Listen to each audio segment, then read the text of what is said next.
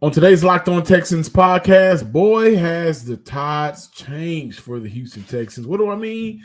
They got real depth at receiver now, according to Cody. John Metchie's coming along. We'll talk about that. But with that depth, who goes?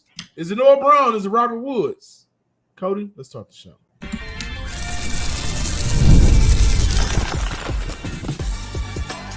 You are Locked On Texans, your daily podcast on the Houston Texans. Part of the Locked On Podcast Network, your team every day. Welcome in, Locked On Texans listeners and viewers, to this Wednesday episode of the Locked On Texans podcast, a part of the Locked On Podcast Network, your team every day. Today's episode is brought to you by Game Time.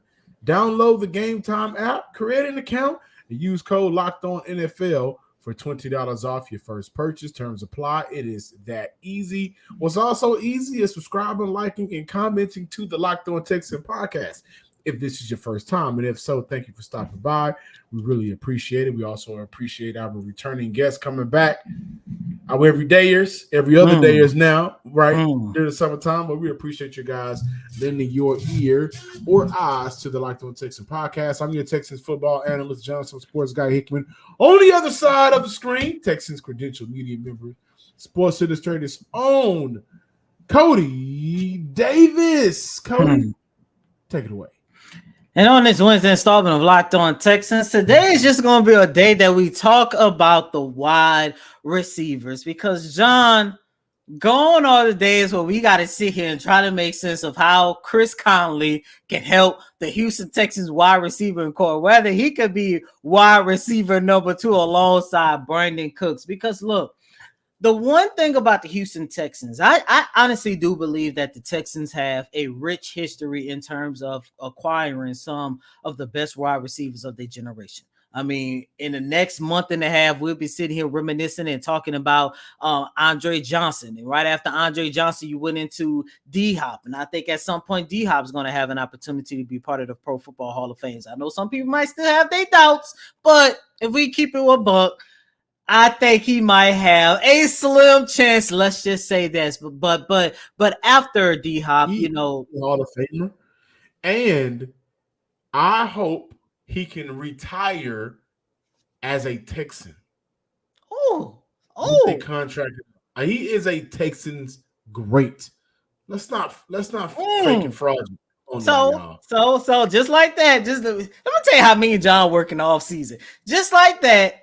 If not this week, next week, we're going to have a full conversation about whether or not he should return to the Texans and whether or not he should be in the Pro Football Hall of Fame. I think that's going to be a fun conversation, but we'll save that for another time. But after D-Hop, and even though it came during the dark days of this franchise, you had Brandon Cooks, who was here for 3 years, and 2 out of the 3 years he put on the show was by far the Texans' best in that time only offensive weapons, where he recorded over 1,000 yards and 2 over the last 3 seasons. Should have kept his mouth closed because he could have been in a better situation had he would have just shut up at the end of the 2022 campaign. But even after Brandon Cooks, all of a sudden you got the emergence of Nico Collins. You got Tank Dell. He's looking like he's going to add his name to this. And then you got Stefon Diggs. Whether he's a 1-year rental, he'd be here for 2, 3, hopefully 4 years. Without a shadow of a doubt, he's definitely going to add his name to the list of some of the best wide receivers that the Houston Texans have had. The reason why I ran down that long list was because throughout all of that, the one thing that used to hamper the Houston Texans was the fact that we used to always sit here at every single era and say, how can the wide receiving core step up beyond some of the greats that they have? John, listeners and viewers, I definitely do not think that that's going to be the problem for the Houston Texans in 2024, because every time we talk about this position group, we talk about Diggs, we talk about Nico, we talk about Tank. However, this wide receiver position group for the Houston Texans is deep, and this is what Coach DeMeco Ryans had to say. From the other receivers that we don't talk about, you talk about a guy who's improved a lot throughout these OTAs and minicamp. Metchie has shown up, right? He's looking more explosive this second time around.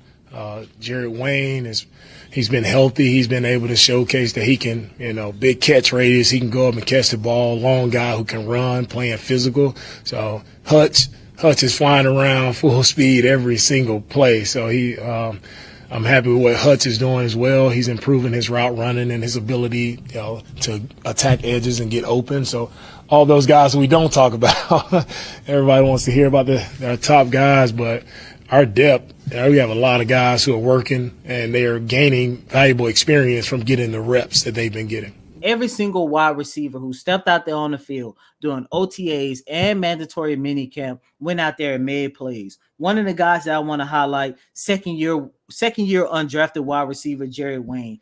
I had him down for at least 2 to 4 catches, one of which came between 15 to 20 yards in double coverage, thrown by Davis Mills. And that goes back to what you guys just heard Coach D'Amico Ryans talk about, him having a big catch radius. And for those of you guys who's been rocking with the show, you guys know that I've been a big fan of Jerry Wayne, knowing that he's another big body receiver that CJ Stroud can utilize in the passing game, just like Nico Collins. Some other wide receivers who have went out there and made plays. Xavier Hutchinson, he has looked good entering the season. Look, Steven Sims, look, I wrote him off as a special teams type guy. No. He is making a case to have a vital role in this passing game. Both of those guys have went out there and made phenomenal plays throughout this whole entire practice. And of course, you know who I'm about to go with when you see the smile on my face, John Metchie. Between OTAs and mandatory minicamp, I recorded him having somewhere in the ballpark to 3 to 4 receptions. He's been playing with the first and the second team. And look, John, listeners and viewers, one of the things that we always loved about John Metchie was his speed, his ability to run routes, and his ability to create separation. And that's exactly what we saw throughout the team scrimmage. And like I've been saying over the last week or so, I've watched that young man put Derek Stingley Jr. in the blender, not once, but twice. CJ Stroud said he's running the best routes he's ever seen. So that's huge. That's huge to hear.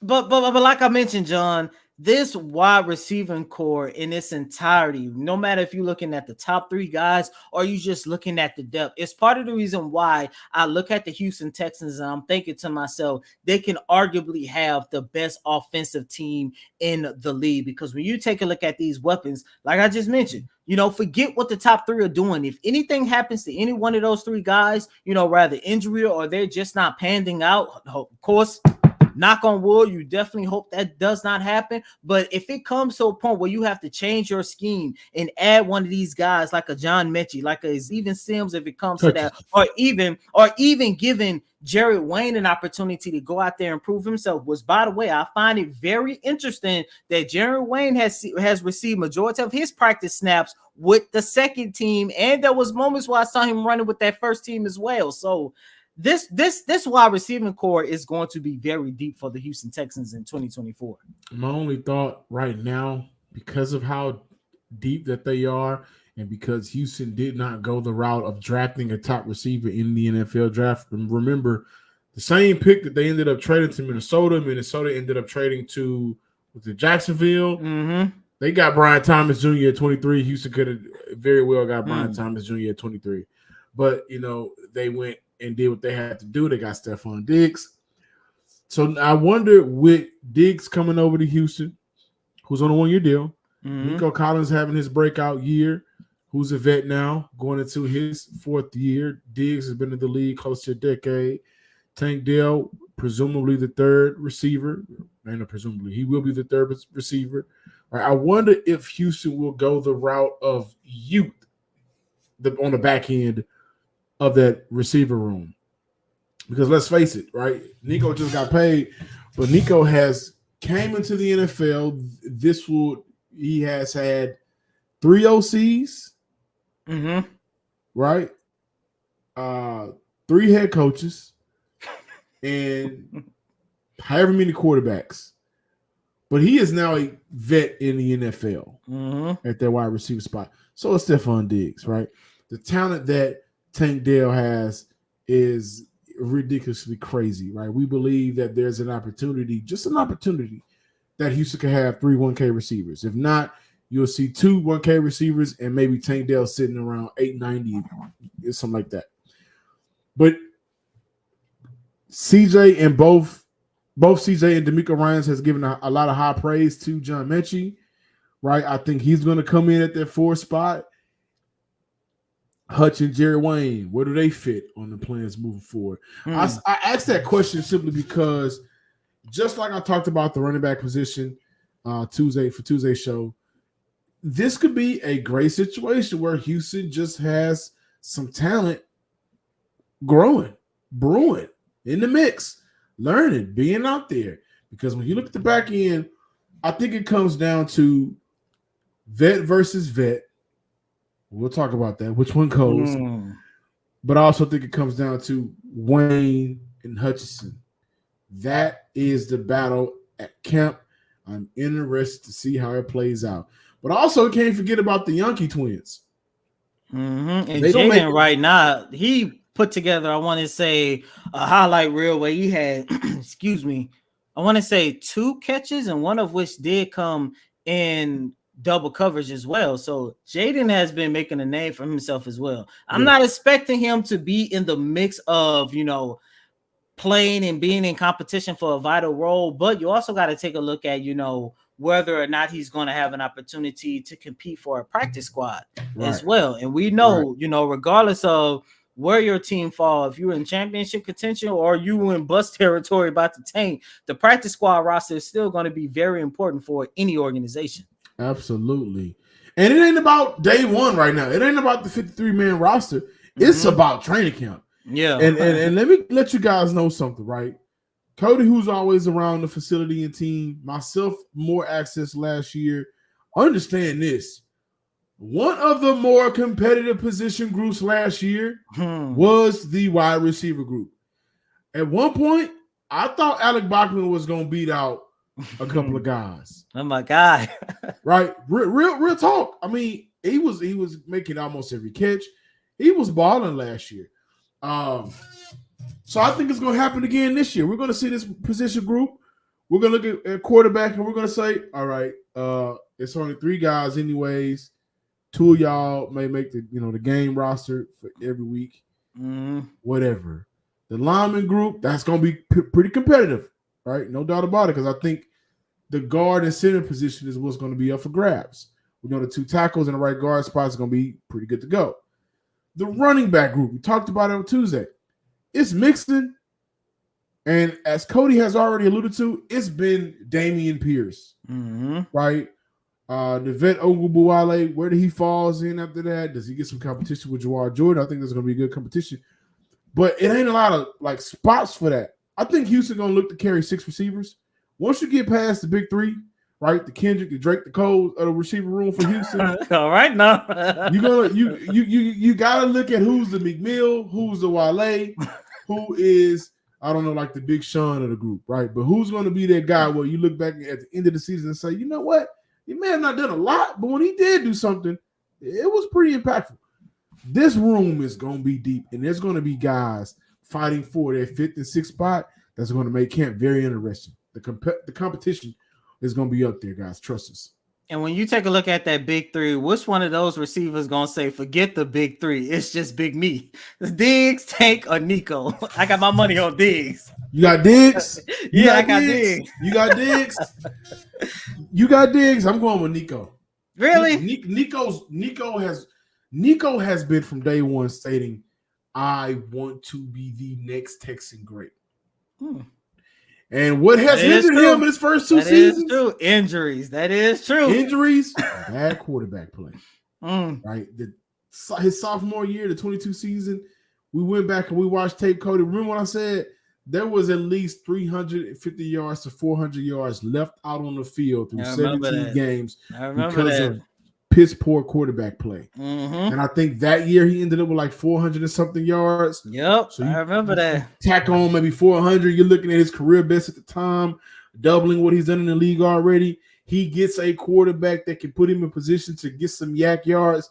One of the conversations last year during the year was, well, Nico isn't a big yak receiver, which is crazy to me because I think from day one, once he got CJ, he was showing you guys I can run after the catch with those long strides. He's kind of like Kamari last year a little bit with his speed. Not necessarily fast, but with those long strides, he can run through some guys. Nico, I think, will be the Kendrick Lamar of this wide receiver room. Summertime means baseball, the NBA Finals, and more, and you can bet it all on FanDuel. Right now, new customers get $200 in bonus bets with any winning $5 bet. That's $200 you can use to bet on everything from the Finals MVP. Does Dallas have a chance? If so, how much of the weight and pressure of the world will Luka carry on his back to bring this team back from being down 2-0 in this series? Or who's going to hit one out the park? Visit FanDuel.com/locked-on and add a big win to your summer bucket list. FanDuel is America's #1 sports book. So in the first segment, we talked about how deep this wide receiving core is going to be. And John, I agree with you, man. This is going to be a team that's going to carry 6 wide receivers. You already know who the top 3 going to be. And I think if we extend that and try to get to the 6, I think John Metchie is also a lock. So you have 4. And I would say as of right now, Xavier Hutchinson is a lock. So that's 5. So you basically have one more spot that's going to be part of the quote unquote active roster so far right now during the regular season. So that means that if we look at it from a standpoint of what does this mean for Noah Brown and Robert Woods moving forward. Now, I do want to mention, just like what I said in the first segment, a lot of the wide receivers who have stepped onto the field has made plays throughout OTAs and mandatory minicamp. And Robert Woods, let me just tell you guys that he is working hard to keep his roster spot with the Houston Texans.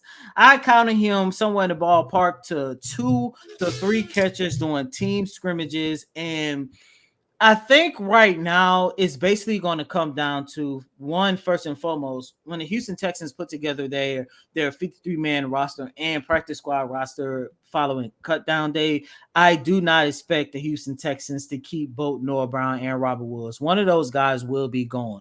As of right now, I would give the upper hand to Robert Woods only because he has been on the field practicing every single day. Noah Brown, he's been in attendance, but he has not been practicing due to an undisclosed injury.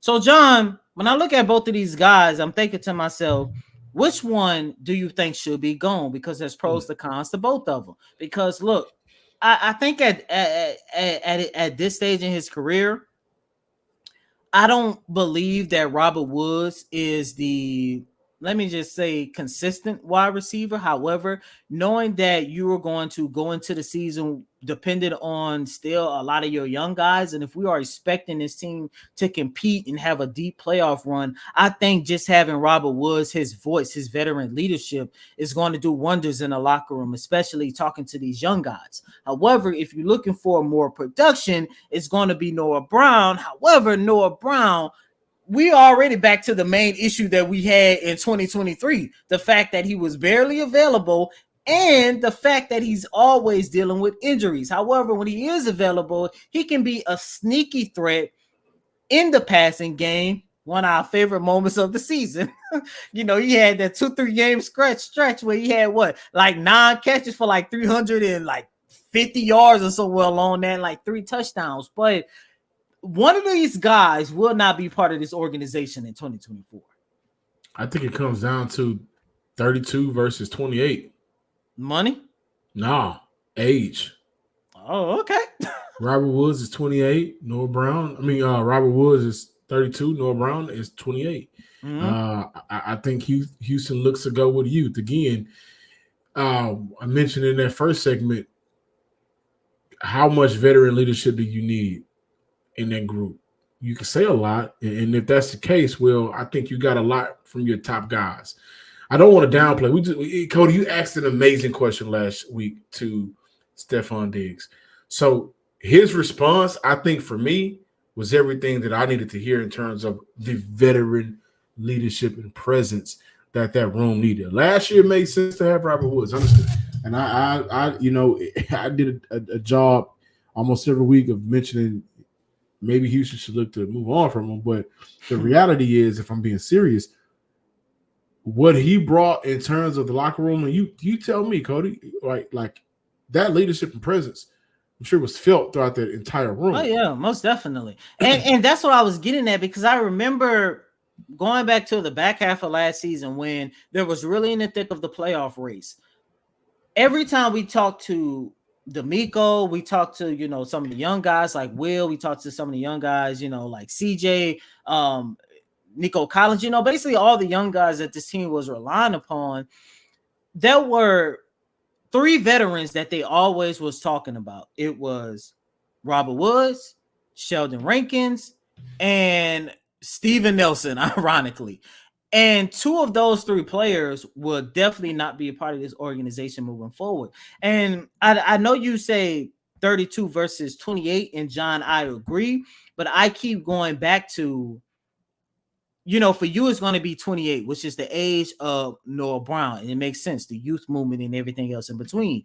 But to me, I'm looking at it just like you, the age 32, I think that's going to play in Robert Woods' factor because, look, even though someone like Nico Collins, he's now a quote-unquote veteran, he still doesn't know what it's like getting ready for a championship, a championship game, whether it's but Stefon does. Yeah, but Stefon does, and I understand that. But once again, you still going to need an additional voice. And I know some people might hear this conversation and think to themselves that we just rambling on or anything like this. No, ladies and gentlemen, I covered both teams in the middle of a rebuild. And when I tell you having a veteran presence in both locker rooms, inside Toyota Center and NRG, especially when they're experiencing things that they haven't experienced before. Both young players, a Jalen Green and a CJ Stroud, trying to will their team to a playoffs. Having a veteran voice in the locker room makes a difference. And that's why I pointed out the fact that last year we kept hearing who is taking the initiative to have a voice in the locker room during that time. With the Houston Texans, it was Woods, Nelson, and Sheldon Rankins. Those 3 guys definitely made a difference. And John, no knock to Stefon Diggs. And I do believe that Diggs is definitely going to be that presence that they need. But I just think Robert Woods might be just a little bit more valuable than Noah Brown at this point. Well, one thing we just did before we move on, we talked a lot about how can I put this? We just talked about a lot of things that isn't necessarily linked to that player's production on the field. That's true. At the end of the day, it's going to come down to their player's production on the field. And again, I think that's why I'm rolling with Noah Brown, right? Once again, can he be available? Like I just said, we already got the same issue we had last year on the sideline. It sweats. Noah Brown's availability will go up against Robert Woods' inability to get open at this stage in his career. So it's going to come down again. It's going to get very interesting in training camp, no doubt about it. But those are the two, two players where honestly, I can see Houston moving on from both of them. Jerry Wayne gonna make somebody job hard to keep. Yeah, he will. And outside the big 3 guys, Jerry Wayne can take away that 5th spot from somebody. I truly believe that. Welcome back, Locked On Texans listeners and viewers. Before we close out today's show, one of the favorite things that we do here, my personal favorite. We don't do it as often, but today we are diving into the Locked On Texans game show. So without further ado, Cody and I will, game show wise, talk about the 3 things we look forward to next year and why. And let's go.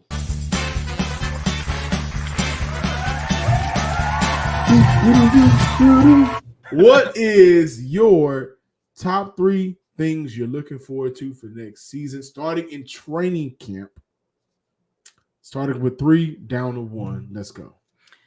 I'm going to say, can CJ Henderson beat out Kamara Lassiter for CB number 2? That's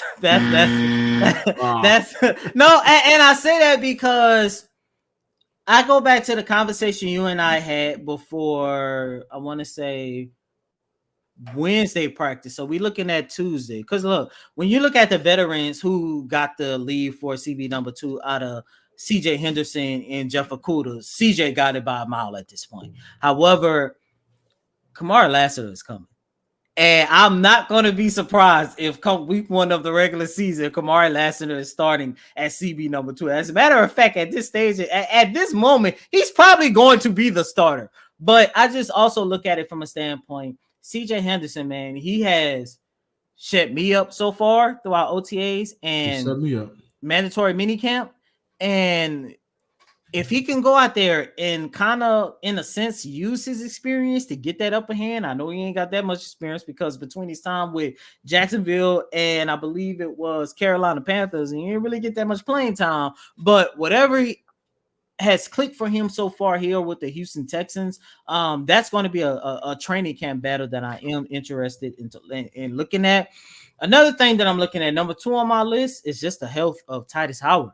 We know how important, how good this offensive line is going to be, but I still believe that it starts with both of your tackles. And Laramie Tunsil, he had an off season where he had a knee procedure to clean up whatever was bothering him throughout the 2023 season. So I think he's going to come back in full health. However, Titus Howard, he was just wrecked by injuries last year starting in training camp. So I look at it from a standpoint, if he could get back to the player that he was, prior to those injuries, you're looking at the Houston Texans having a damn good offensive line. And then 3, most importantly, man, and I know we talked about it a lot here, but I just don't want to give up on this young man as of right now, and that is the reemergence of Jalen Petrie. There's something about Jalen Petrie that I saw throughout OTAs and mandatory minicamp. I go back to the question that Big Sarge asked him during OTAs, and that was, what are some of the biggest lessons that you can take through your first 2 seasons that can help you in year 3? And he said just basically calming down and playing with control aggression. And that is what I saw in 2023. At moments, it just seemed like Jalen Petrie was just running all over the field, whether it was in game, whether in practice, on training camp. It seemed like he was trying to be too aggressive, like I mentioned, just running all over the field. So far through the practices that we were able to watch, it just seemed like Jalen Petrie was taking his time to process everything, and then he went to go out there and make his play. So those are the 3 things that I'll be looking forward to. Number 3 for me, some of y'all may not believe this, but first, y'all may not believe this, but I promise I'm telling the truth. The reemergence of Dameon Pierce. Class of 2022. I was very hard on Dameon Pierce last year, and I think rightfully so. Didn't attack his character because I think he has an amazing character. Didn't attack anything outside of his play on the field. It was a huge disappointment for me last year watching Dameon Pierce. Never seemed to put it together. Never had that moment for Houston last year after having some good moments for Houston during this rookie year. So the third thing on my list, the top 3 things I'm looking forward to, is just Dameon Pierce reclaiming his. I know he won't reclaim the RB1 position, but I don't want to see nobody else beat him out. He should not want to see nobody else beat him out, and just looking forward to him being that guy that we believe he could be for this team moving forward. Number 2, in the 2022 draft class, Kenyon Green. I can't mention Dameon Pierce without mentioning Kenyon Green, Texas A&M, Atascocita zone. Listen, I just want him to be healthy and confident. I'm looking forward to him dominating that run game. I'm looking forward to him being a mover of men coming up in this season. And again, it starts in training camp. Like, it ain't going to be given to him. Nothing's going to be given to him. And I think that the perspective of where he may have looked at his time in the NFL has changed over the course of the last year, just getting healthier, just, taking conditioning better. He's lost weight. He looks a little bit leaner but strong at the same time. Mentally, you hope that also spills over to the mental part of the game aspect of it. But I was hard on him These are two guys I've been hard on because we've seen them do some good things, but at one point in their career, it hasn't been consistently done well. So I want to see them be able to put it all together, Damian Pierce and Kenyon Green. And number one for me, I don't know what happened with Cody. Maybe there's a connection issue here, but number one for me is Will Anderson kicking off his top 10 edge rusher campaign in the NFL. And he's going to have to beat out a lot of guys to get to that spot, right? PFF had their top 10. Danielle Hunter wasn't even on their list, which is crazy because before he was a Texan, he was on their list. But Hunter would be on their list. You got players like Max Crosby. You got Myles Garrett. You got the Bosa. You got Khalil Mack. You got some DNs, edge rushers in the NFL that will make it hard for Will Anderson to be considered a top 10 edge rusher in the NFL. That's why I'm looking forward to it. That's why I think it's my number one, because I think he has the tools to put it all together, getting after the quarterback, stopping the run, allowing other guys to eat off him because he's commanding double teams, and maybe at some point a triple team, depending on who's on that defensive lineup with him. I think he's going to kick it off this year. Will he end up being top 10 in the league? That's yet to see, but at the end of the year, I think the narrative around him will get to where it was going to be when he came out of Alabama, and that is he has the ability, all the tools, once he learns to put it together, to be one of the edge rushers, premier edge rushers in the NFL for the Houston Texans. And guys, we appreciate you watching and listening to the Locked On Texan podcast. Please subscribe, like, and comment to the Locked On Texan podcast on YouTube and wherever you listen to your podcast. Follow me on Twitter at John_Hickman12. And as always, I'm your host, Cody M. Davis. Please remember to follow me on Twitter at CodyDavis_24. Once again, it's Cody, COTYDAVIS _24. Until next time, ladies and gentlemen, peace.